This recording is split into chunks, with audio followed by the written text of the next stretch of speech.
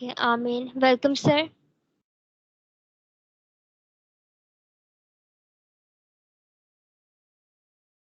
बिस्मा रब्बना सैयदना रब्बुल आलमीन रब्बुल इज्जत रब्बे जुल जलाल फखरे किबरिया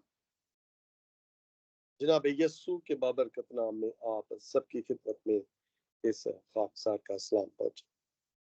खुदा उनका शुक्र बजा लाते हैं कि एक बार फिर उसने हमें ये शर्फ बख्शा कि हम खुदा उनके कलाम से सीख सकें और अपने ईमान के मुताबिक उससे बरकत पाएं और उसका शुक्र बजा लाएं।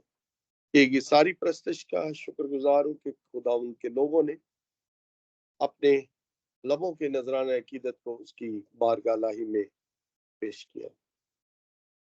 शुक्रगुजार हूँ पास्टर लियाकत का जिन्होंने कलाम के लिए और मेरे लिए दुआ की, और कैरलिन बेटा आपके लिए शुक्रगुजार हूँ खुदा उनका कि आप जवानी की दहलीज में उसके जलाल के लिए आज की कहानत की जिम्मेदारी को निभाए हो। ये सब खुदा उनकी बरकत है कि हम सब मिलकर इकट्ठा होते हैं। आज का कलाम बहुत ही सादा और हमने बेशुमार इस कलाम को सुना है, तो हम सब आज फिर एक बार इसको सीखने की कोशिश करेंगे कि खुदावंद हमें इस कलाम के वसीला से क्या सिखाना चाहता। आज का कलाम एक ऐसे शक के बारे में कलाम है जो हमारे ईमान तक जाता है।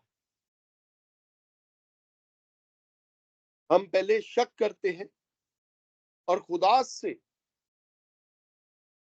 इल्तिजा करते हैं कि मेरे ईमान को तकवीयत, मेरी बेअतकादी को बढ़ा, ताकि जैसा तेरा इत्काद तेरे रब पर है, तेरे बाप पर है, वैसा ही हमारा भरोसा, हमारा तवक्कल, हमारा ईमान तेरे साथ। ईमान और शक आज हम सीखने की कोशिश करेंगे। शक एक ऐसा लफ्ज है, अगर शक आपकी जिंदगी में किसी के बारे में आ जाए तो मेरे अजीजों घरों के घर उजड़ जाते हैं, अच्छी अच्छी दोस्तियां दुश्मनी में तब्दील हो जाती है, और जब दिल में शक हो तो हमारी मुरादें किस तरह पूरी हो। अगर दिल ही में बेइत्कादी हो, तवक्कल ना हो, ईमान ना हो, तो हमारी दुआओं सुनेगा कौन। आज के कलाम को दो हिस्सों में मैं रखूंगा। पहला हिस्सा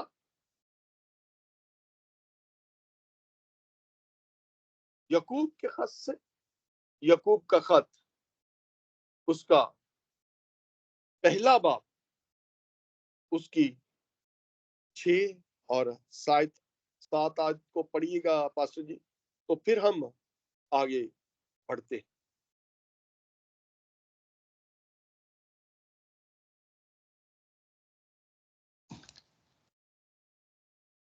मगर ईमान से मांगे और कुछ शक ना करें, क्योंकि शक करने वाला समंदर की लहर की मानद होता है, जो हवा से बहती और उछलती है।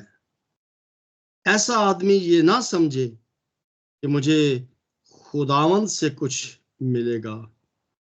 वो शख्स दो दिला है और अपनी सब बातों में बेकयाम है। खुदा के कलाम के पढ़े और संजय बरकत हो। आमीन आमीन आमीन। शक है क्या चीज? शक की याकूब बहुत ही खूबसूरती के साथ एक शबीह देता है समुंदर की लहरों। जब समुंदर में زور سے ہوا چلتی ہے تو لہروں کی اونچائی آسمان کو چھونے تک جاتی. ایسی لہریں سمندر میں برپا ہوتی ہیں جو ہوا کی وجہ سے ہوتی ہیں. اور ایسا آدمی کہتا یہ نہ سمجھے کہ خدا سے جو مانگے گا وہ اس کے لیے ہو جائے. اگر میں کلام ہی کی تشریح سے لوں تو زبور نویس تو مجھے اور ہی کچھ سکھاتا ہے. زبور نویس مجھے کہتا ہے کہ مجھ سے مانگ تو میں قوموں کو تیری میراث کر دوں گا.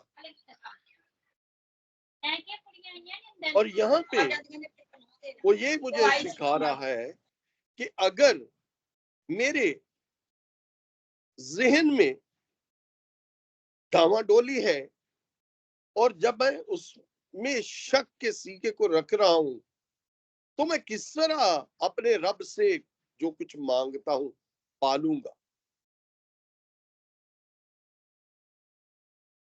میں کس طرح اس سے وہ نعمت کو حاصل کروں گا جس کی مجھے تلاش.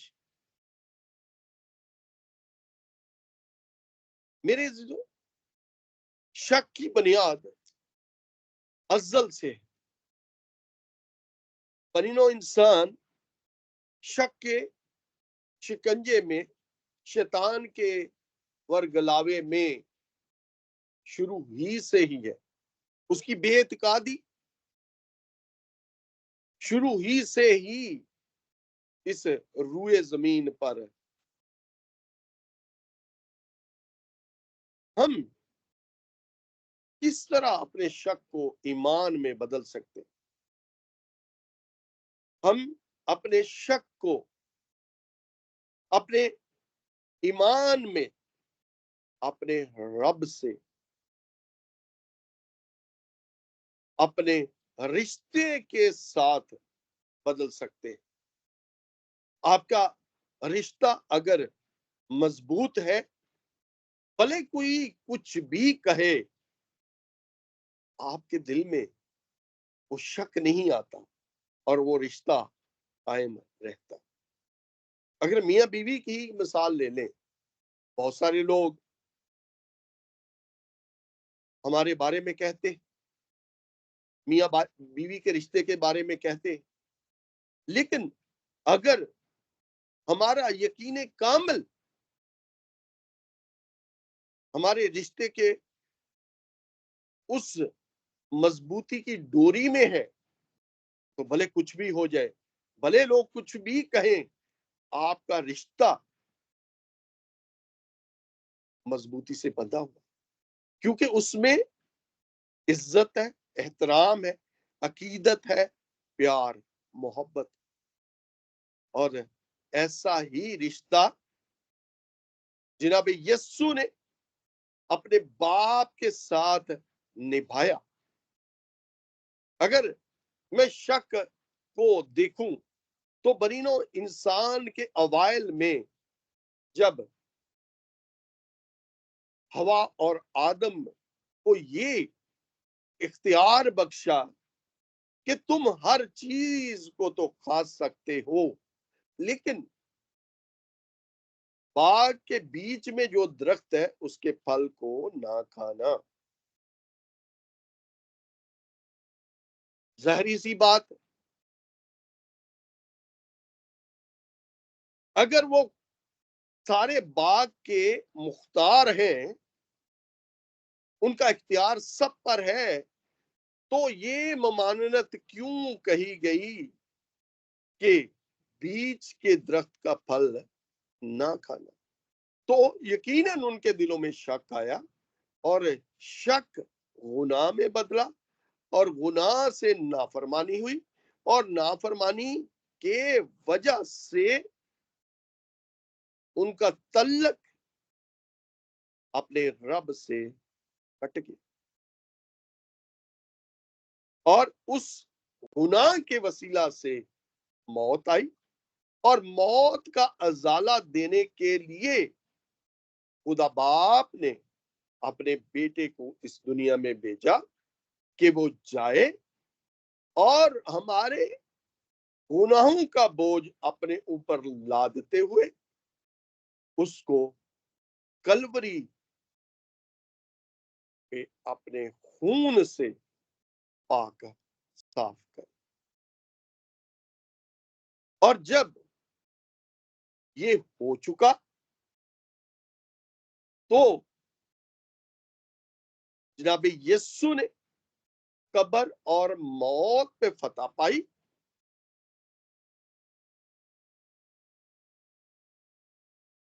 قبر اور موت پہ فتح پانے والوں میں پلوٹا ٹھہر گیا اور کئیوں نے اس کا یقین کیا, کئیوں نے نہ کیا, اور اسی شک میں رہے کہ جناب یسوع قبر اور موت پہ فتح نہیں پا سکتا. اور جب جناب یسوع نے اپنے آپ کو ان پہ ظاہر کیا, پاک روح کے وسیلہ سے ان کی آنکھیں کھلی تو انہوں نے اپنی بے اعتقادی پہ پشیمانی کرتے ہوئے اسے سجدہ کیا. اگر میں متی کی انجیل اس کا 28 باب اس کی 17ویں آیت میں دیکھتا ہوں تو وہاں پہ جب یسوع اپنے شاگردوں پہ اپنے آپ کو ظاہر فرماتے ہیں تو کئی شاگرد ان 11 میں تو اس کا یقین کرتے ہیں اور یقین کر کے اسے سجدہ کرتے ہیں, لیکن کئی اس پہ شک کرتے ہیں کہ وہ مسیحا نہیں ہے. این اسی طرح توما بھی جناب یسوع پہ اعتقاد نہیں کرتا. جب شاگردوں پہ جناب یسوع نے اپنے آپ کو ظاہر کیا اور وہاں پہ توما موجود نہیں ہوتا اور توما ان سے یہ کہتا ہے کہ جب تک میں اس کے ہاتھوں میں اپنی انگلی اور اپنے ہاتھ کو اس کی پسلی میں نہ ڈالوں میں یقین نہ کروں گا. یہ کوئی پہلی بار نہیں ہے کہ توما نے ایسا کیا. اگر میں متی یوحنا کی انجیل اس کے 14ویں باب میں جب دیکھتا ہوں جہاں پہ جناب یسوع اپنے لوگوں سے کہتے کہ تمہارا دل نہ گھبرائے, تم خدا پر ایمان رکھتے مجھ پر بھی ایمان رکھو. اور وہاں پہ جناب یسوع اس ابدی مکان بنانے کا ذکر کرتے ہیں اور وہاں پہ توما جناب یسوع سے یہ کہتا ہے کہ اے خداوند ہم تو نہیں جانتے کہ تو کہاں جاتا. اور جناب یسوع بڑی ہی عقیدت کے ساتھ پھر سے اپنے آپ کو ان پر آشکارا کرتے کہ راہ حق اور زندگی میں ہوں, کوئی میرے وسیلے کے بغیر آپ کے پاس نہیں جا سکتا. این اسی طرح جیسے پہلے اپنا ظہور اپنے شاگردوں پہ انہوں نے نازل فرمایا تھا, ایسے ہی پھر سے جناب یسوع نے اپنا ظہور ان پہ نازل کیا اور جہاں وہ بیٹھے تھے موجود ہوئے اور توما سے کہا کہ اے توما آگے بڑھ اور اپنا ہاتھ اور اپنی انگلیاں میرے ہاتھوں کی ہتھیلی اور میرے پسلی میں ڈال کے دیکھ. توما روح پاک کے وسیلہ سے اس سے یہ کہتا ہے، اے میرے خداوند، اے میرے خدا۔ یہ الہام تھا۔ یہ کیسا الہام تھا کہ پہلے تو یہی توما اس کا انکاری ہے، بے اعتقادی میں ہے، اور اب جب جناب یسوع نے اپنا ظہور اس کے سامنے کیا اور اپنے ہاتھ اور اپنی پسلی اس کو دکھانے کے لیے پیش کی، تو یہاں پہ وہ کہتا ہے، اے میرے خداوند، اے میرے خدا۔ میرے عزیزو، یہ زبور نویس زبور 45 میں اس الہام کا، اس پیشن گوئی کا جناب یسوع کے لیے جو کئی سو سال پہلے کہی گئی، اس کا ظہور۔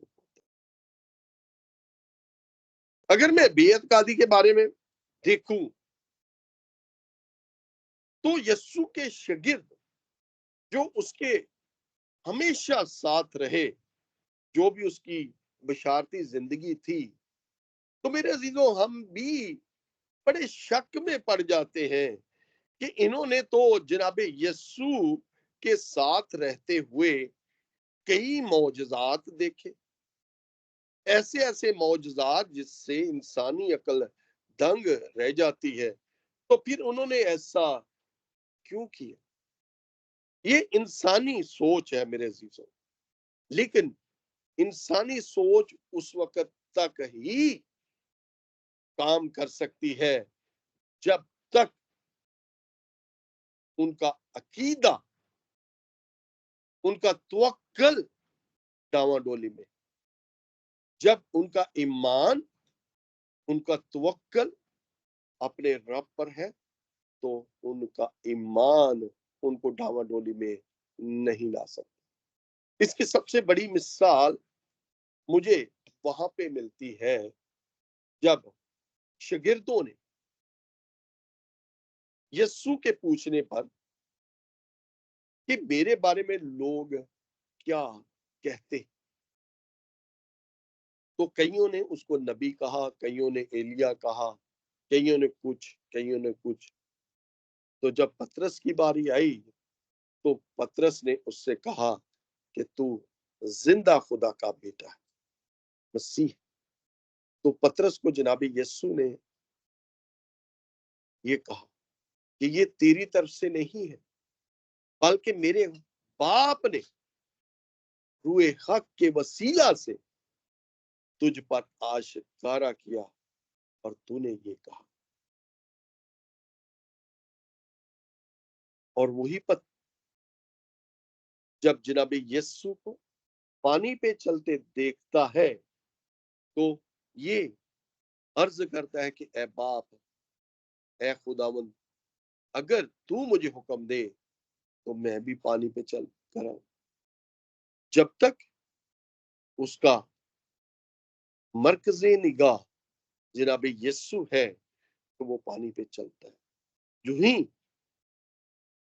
اس کی نظر پانی کی لہروں پہ آتی، اس کا مرکز ڈاواں ڈولی میں آتا ہے تو ڈوبنے لگتا ہے۔ این اسی طرح کہ وہ شک میں چلا گیا کہ میں کس طرح پانی پہ چل رہا ہوں۔ چند لمحات پہلے وہ پانی پہ چل رہا ہے، اور جو ہی شک اس کے ذہن میں آیا تو اس کا ایمان ڈاواں ڈول۔ این اسی طرح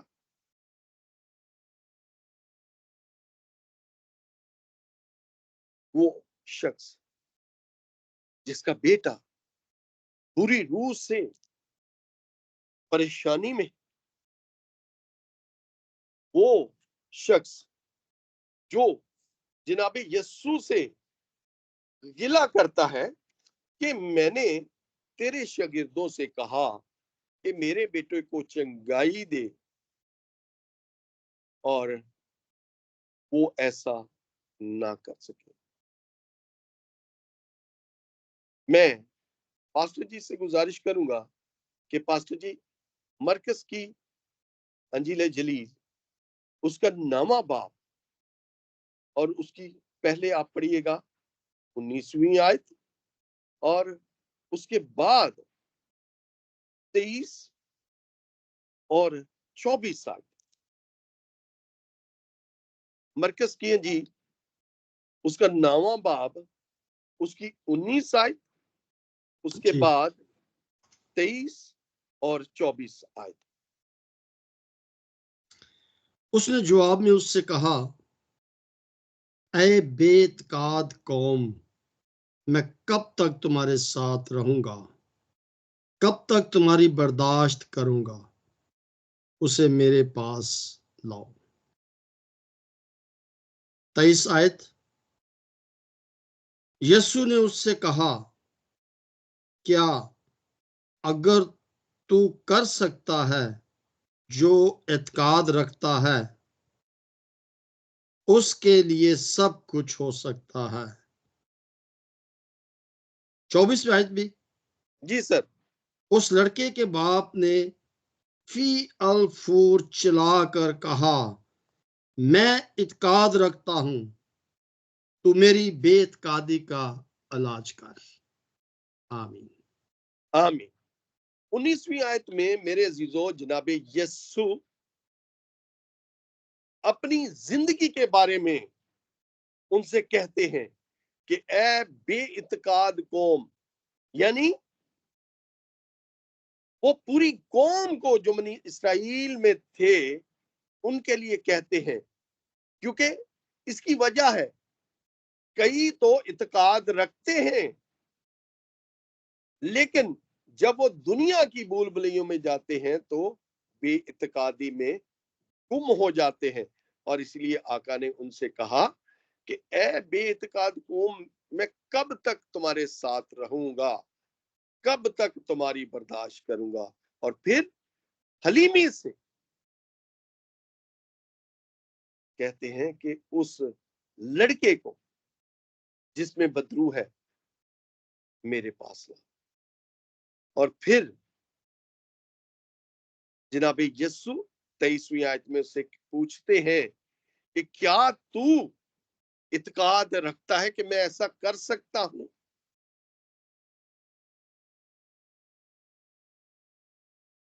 बहुत सारी मौजज़ात करने से पहले जनाब यस्सु जो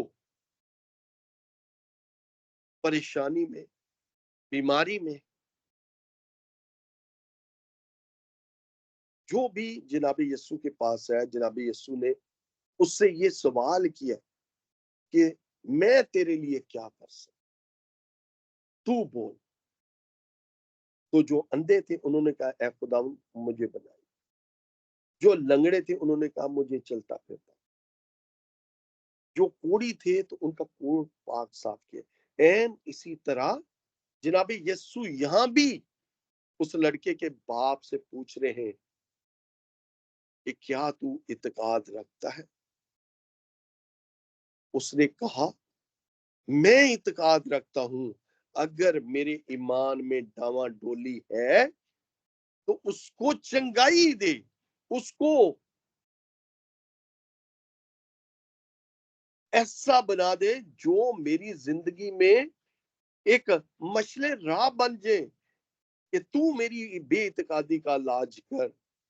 अगर मुझ में कोई खोट है तो वो खोट जाती रहे और जैसा तू चाहता है मैं वैसा ही ईमानदार बन जाऊं और उस ईमान के वसीला से मेरा बेटा चंगाई पाए।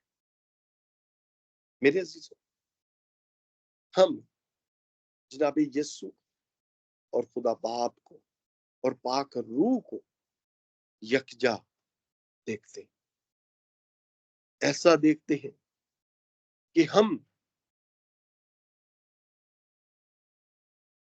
इन तीनों के वसीला से अपनी जिंदगियों में बदलाव पाते, जब हमारा तवक्कल इन तकोनी اشخاص پر ہوتا ہے، اس تکونی کلام پر ہوتا ہے، تو ہم مکت ہو جاتے ہیں، ہمیں ہمارے گناہوں سے مکتی ملتی ہے، کیونکہ ہمارا ایمان خداوند پر ہوتا ہے کہ وہ یقیناً میری دعاؤں کو سننے میں قادر ہے، میری فریادوں پہ کان لگانے کو قادر ہے، اور میری حاجتوں کو رفع کرنے میں وہ قادر ہے۔ کس طرح قادر ہو سکتا ہے؟ ہمارے ایمان کو دیکھتے، ہمارے ایمان کی پختگی کو دیکھتے۔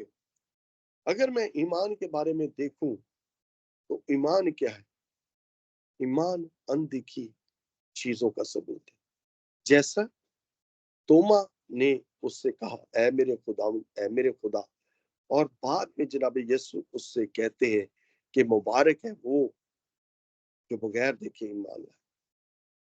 وہ ہم سب ہیں، ہم سب نے جناب یسوع کو نہیں دیکھا، ہم نے صرف اور صرف کلام کی ان آگاہیوں کو پڑھتے ہوئے اس کو اپنا نجات دہندہ مانا، اور جب ہم اس کو نجات دہندہ قبول کرتے ہیں تو وہ ہمیں اپنے گلے لگاتا ہے، ہماری خطاؤں کو معاف کرتے ہوئے ہمیں نجات ابدی دیتا ہے، اور اس زندگی کا نام کثرت کی زندگی ہے۔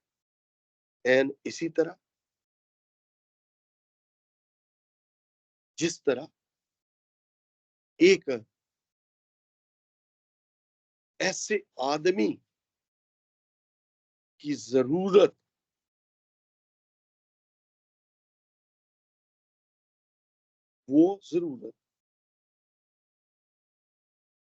جو اس کی زندگی کی ایک حقیقی ضرورت ہو سکتی۔ اگر میں کہوں کہ کسی کو بھی اتنی رقم چاہیے جو اس کی زندگی کے لیے کافی ہو، اگر وہ اس کو مل جائے تو کیا اس کو خوشی نہ ہو؟ این اسی طرح وہ عورت جس کا ایک دینار کھو گیا اور وہ سارے گھر میں کھوجتی ہے، جھاڑو لگاتی ہے، اور جب اس کا دینار اس کو ملتا ہے تو وہ اپنے پڑوسیوں کو دعوت دیتی کہ آؤ میرے ساتھ خوشی مناؤ جو میرا کھویا ہوا تھا۔ این اسی طرح جب مصرف بیٹا اپنی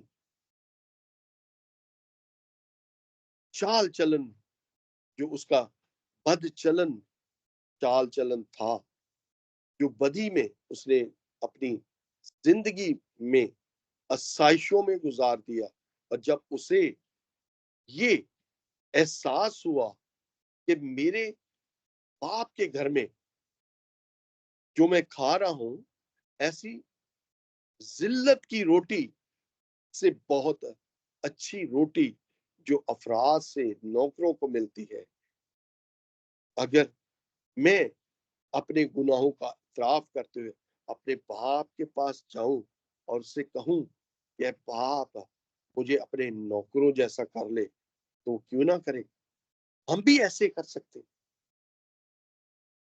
جب ہم اپنے گناہوں کا اقرار کرتے ہیں، اس سے معافی مانگتے ہیں، تو مصرف بیٹے کی طرح وہ ہمیں گلے لگاتا ہے، اور پاک کلام اس کی شہادت دیتا ہے کہ ایک گناہ گار کے توبہ کرنے سے آسمان پر فرشتگان خوشی مناتے ہیں۔